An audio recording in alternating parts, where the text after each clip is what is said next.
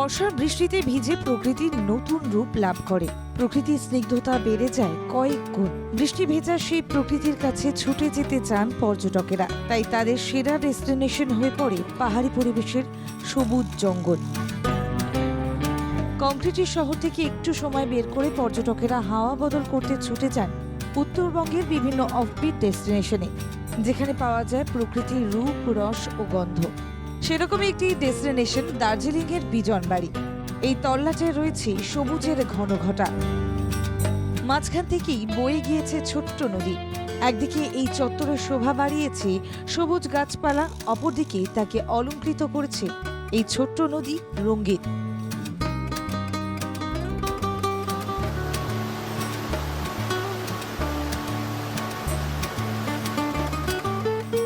সবুজে ঘেরা এই প্রান্তের মায়াবী নিস্তব্ধতা ভাবুক করে প্রকৃতি প্রেমিক পর্যটককে। কান পাতলেই শোনা যায় ঝিঁঝি পোকার ডাক, সঙ্গে দেখা মেলে নাম না জানা নানান পাখি। কোলাহল মুক্ত এই ক্ষেত্রে সারাদিন বিচরণ করে রং বেরঙের পাখিরা।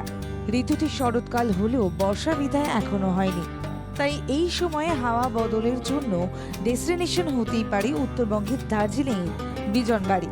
কোলাহল পছন্দ করেন না বা ভিড়ভাট্টা পছন্দ করেন না যারা, এবং যারা চান প্রকৃতির নিবিড়তা, তাদের সেরা গন্তব্য দার্জিলিংয়ের বিজনবাড়ি।